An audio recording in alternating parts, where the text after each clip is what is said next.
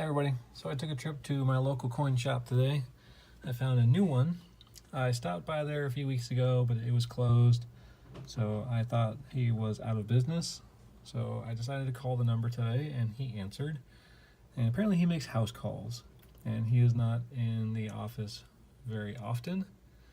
So we set a time, and I met him there, and I think I like this coin shop because it was different. It wasn't your traditional sterilized, everything's really clean, you got a buzz on the door and there's just gold and silver everywhere. This guy looked like he hoarded coins for the last century. There was display cases everywhere. There was no sort of order at all. And I asked him if he had any generic silver, and he really didn't have any. He had like 3 ounces of the Buffalo rounds, but nothing very spectacular, nothing really jumping out at me. But he did have a little bit of constitutional silver, so I took a gander at his 90%. And I'll show you what I picked up today. As you can see through the bag, there's a little bit of everything in here. So the guy priced it a little higher than I would have liked to pay.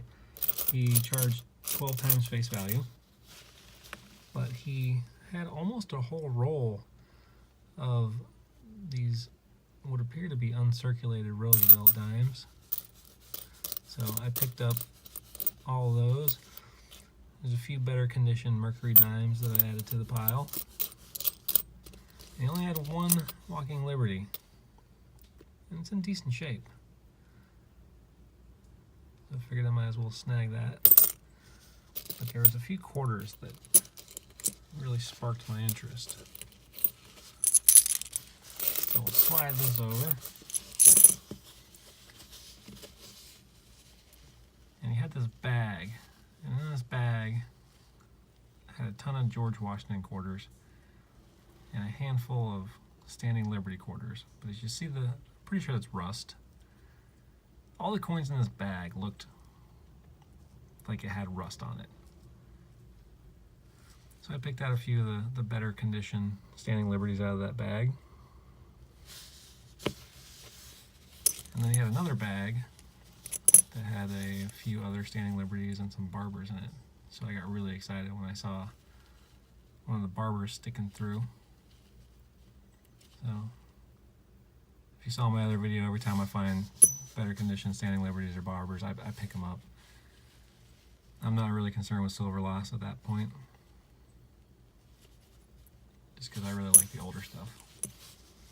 But some of them you can't read the dates, so this is probably the 17 through 24 variety. The dates wear really fast on those ones.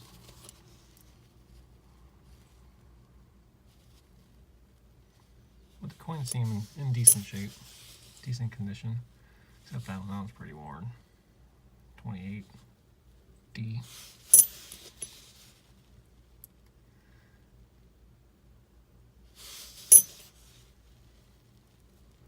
Full date on that one. Still see some ridges. Another 1912 Barber.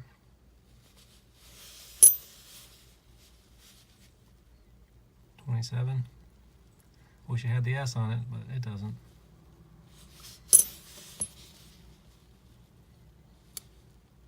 $1909, $1902, and $1893.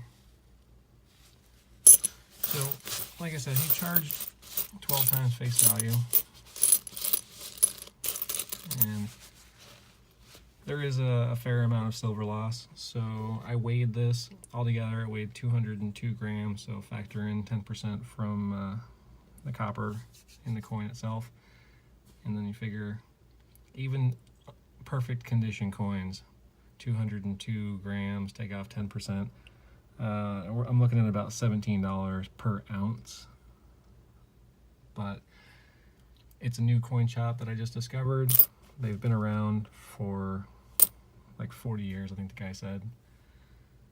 So I got to build that reputation with them. I'm sure if I go in there a few more times and build that good rapport, he'll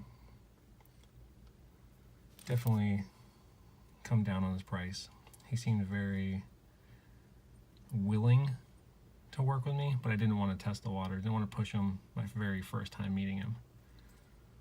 So he seemed to have all sorts of stuff in no rhyme or reason.